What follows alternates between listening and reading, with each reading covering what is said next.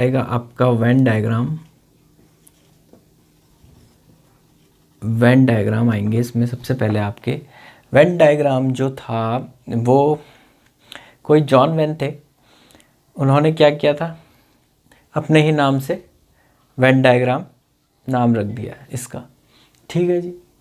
तो कहते थे, कहा इसने, इसकी जो डेफिनेशन है, it is a diagram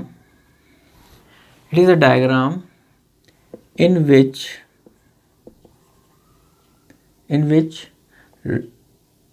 which universal set are represented by a rectangle। ठीक है, यूनिवर्सल जो सेट है रिप्रेजेंटेड बाय अ रेक्टेंगल। ठीक है जी। फिर कह रहा है कि इट्स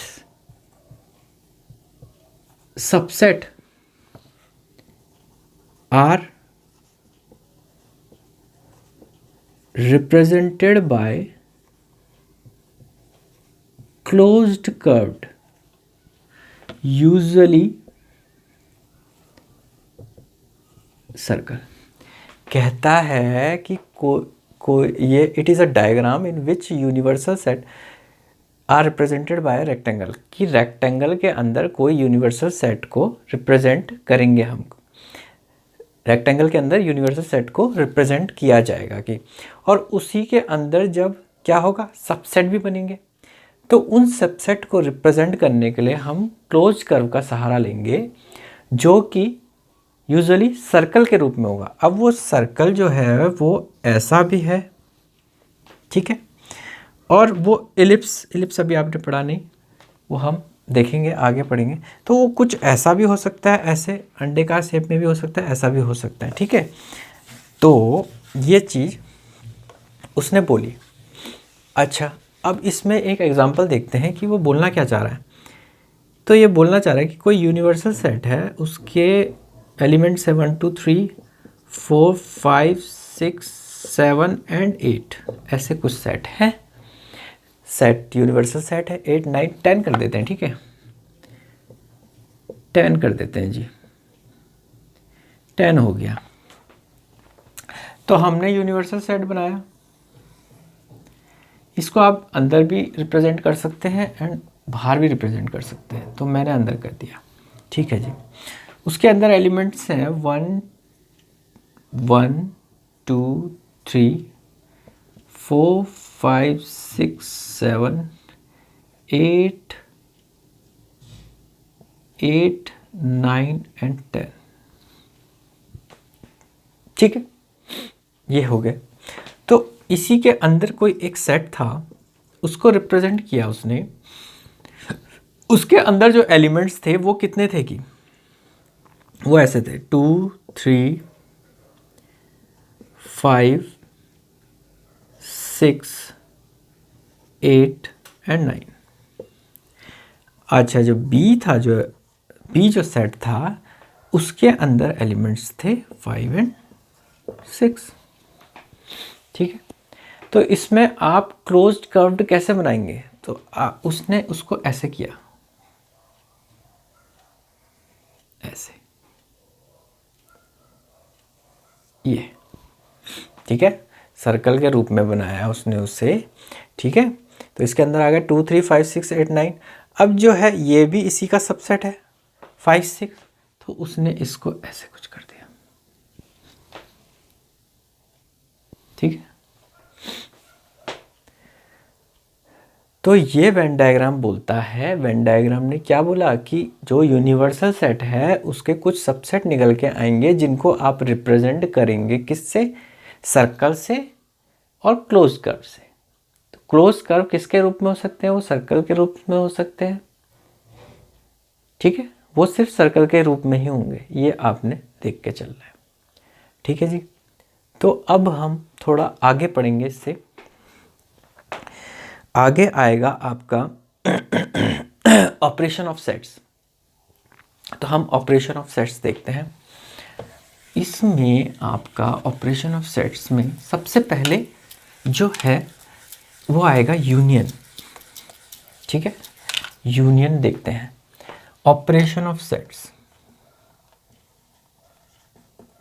ऑपरेशन ऑफ सेट्स, ठीक है, इसके अंदर आएगा आपका यूनियन। ठीक है, यूनियन है फिर इंटरसेक्शन है। ठीक है, ये चीज़ें आएंगी, तो पहले हम यूनियन पढ़ेंगे। ठीक है, यूनियन क्या कहता है, यूनियन की डेफिनेशन क्या है, कहता है let A and B are two set, कि हमने ए और बी दो सेट ले लिए, इनके बीच में यूनियन करा है। कह रहा है the union of set A and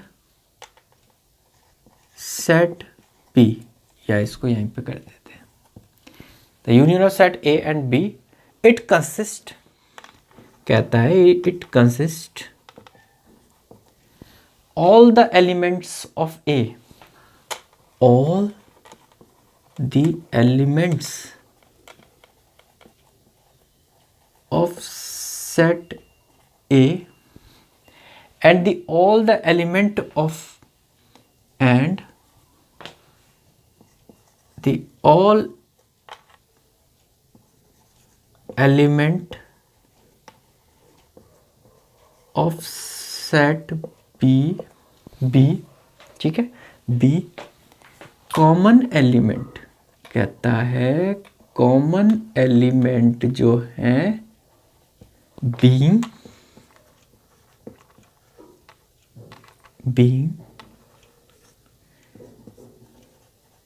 taken only once, कहता है let A and B are two set, the union of set A and B, it consist of all the element of set A and the all the element of set B common element being taken only once. जितने भी जो element होंगे set ए के, उन सभी element को और फिर सभी एलिमेंट ऑफ बी के भी, लेकिन वो जो एलिमेंट होंगे उनको दोबारा रिपीट नहीं करना है, वो एक ही कॉमन जो एलिमेंट है वो ही लेने हैं, कोई भी एलिमेंट दोबारा रिपीट नहीं होगा। तो इसको एग्जाम्पल में देखते हैं जरा। एग्जाम्पल है इसका, एग्जाम्पल कैसा है इसका, कि कोई एक सेट है, मान लिया वो 1 2 3 4 5 एंड 6 है। ठीक है, बी कोई सेट है, वो है 5 6 8 9 एंड 10। ठीक है, अब ए यूनियन बी इसके बीच में निकालना है। तो यूनियन का बेटा जो सिंबल है, यूनियन का जो सिंबल है उसको डिनोट करते हैं ऐसे, यूनियन का जो सिंबल है उसको यू से डिनोट करते हैं। ठीक है जी, तो हमने निकाला कि ए यूनियन बी निकालना है। ए यूनियन बी निकाला तो all the element of A, all the element of A 1 2 3 4 5 6 and all the element of B 5 6 8 9 10। अब वो बोल रहा है सारे एलिमेंट ले लिए ए और बी के, अब कह रहा है common element being taken only once, common जो है वो एक ही बार लेना है। तो कॉमन एक ही बार लेना है, तो ये 5 और 6 गायब जी। तो बचे क्या, ए यूनियन बी, ये होगा। तो ये यूनियन बी भी क्या है, एक पूरा का पूरा क्या है, ये भी तो पूरा एक सेट ही है, ये भी तो निकल के क्या आया, सेट आया। तो इसको दूसरे वे में कहा जा सकता है कि जो both A and B together, हमने दोनों जो ए और बी सेट थे, the set of A and B, ठीक है, both together and they give a another set A union B, इसको ये भी कह सकते हैं।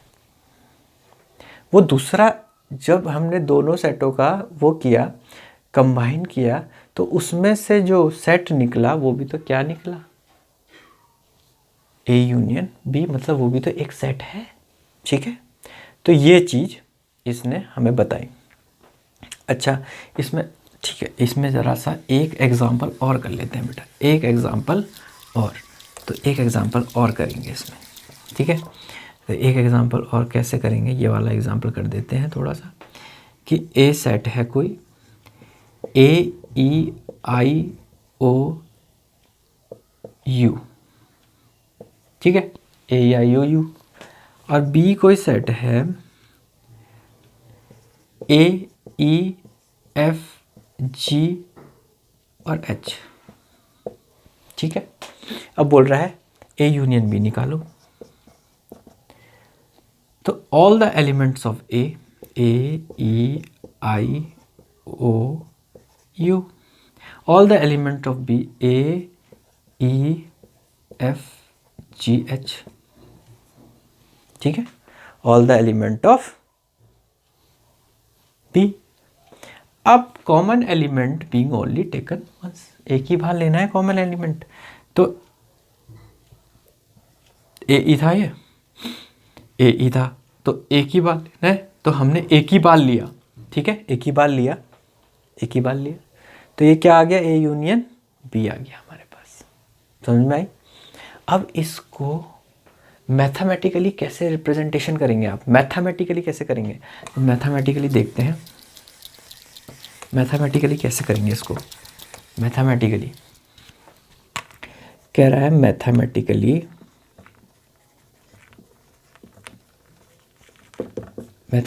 कैसे करेंगे केस को, तो मैथमेटिकली लिखा ए यूनियन बी,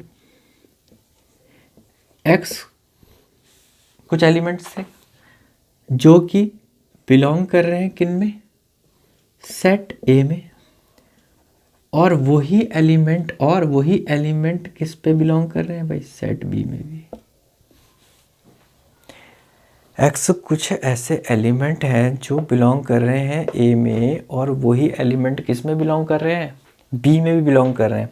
अगर इसको वेन डायग्राम में बनाया जाए तो कैसा बनेगा, ये A union B Venn diagram में कैसा बनेगा भाई, तो हमने वेन डायग्राम में बनाते हैं इसको, ठीक है, यूनिवर्सल सेट, ठीक है, यूनिवर्सल सेट। अच्छा, ए यूनियन बी का वेन डायग्राम कैसा बनेगा, तो हमने बनाया ए यूनियन बी, ये ए कोई सेट है और ये बी कोई सेट है, सारे एलिमेंट ए के सारे एलिमेंट जो हैं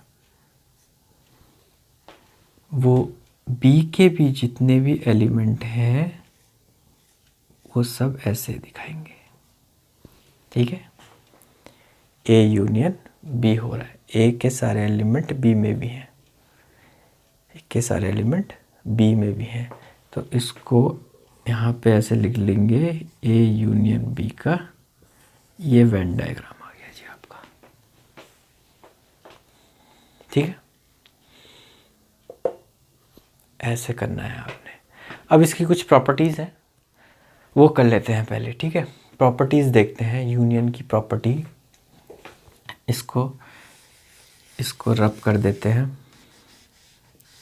इसको रब कर देते हैं और इसकी प्रॉपर्टी देखते हैं, ठीक है, इसकी प्रॉपर्टी देखते हैं भाई, इसकी प्रॉपर्टीज़, यूनियन की प्रॉपर्टीज़ ऑफ यूनियन।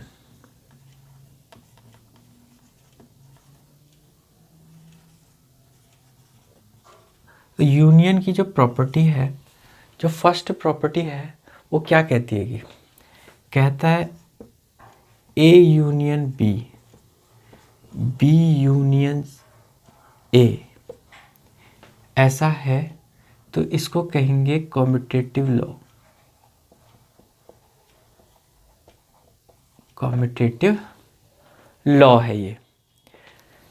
सेकंड है A union B union C, फिर कह रहा है A union B union C, इसे कहेंगे एसोसिएटिव लॉ, एसोसिएटिव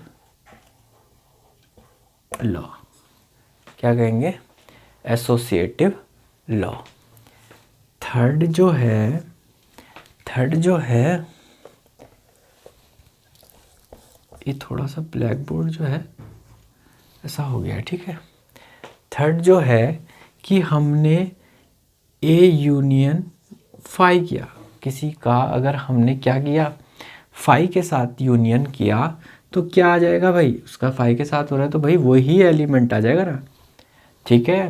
तो क्या हो गया, इसे कहते हैं एक ए का उसी के साथ किया, सेट के यूनियंस किया फाई के साथ और ए ही सेट आ गया तो मतलब आइडेंटिकल आ गया, तो इसको क्या कहेंगे, law of identity, law of identity, ठीक है। फोर्थ जो है उसने बोला ए यूनियन ए करा, ए यूनियन ए ही किया तो क्या आ जाएगा, ए ही आ जाएगा, ए ही आ जाएगा। तो इसको उसने बोला कि क्या है ये,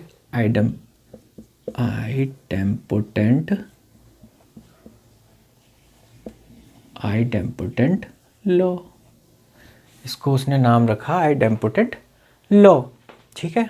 फिफ्थ जो है उसने बोला अगर यूनिवर्सल कोई सेट है उसका यूनियन किया जाए किसी सेट के साथ तो क्या आ जाएगा भाई, यूनिवर्स यू ही आ जाएगा ना। तो इसको कहा उसने लॉ ऑफ यू, ठीक है बेटा। ये कुछ प्रॉपर्टीज़ हैं जो हमने पढ़ी इसमें। अब हम आगे पढ़ेंगे इंटरसेक्शन, ठीक है। चलिए देखते हैं आगे इंटरसेक्शन।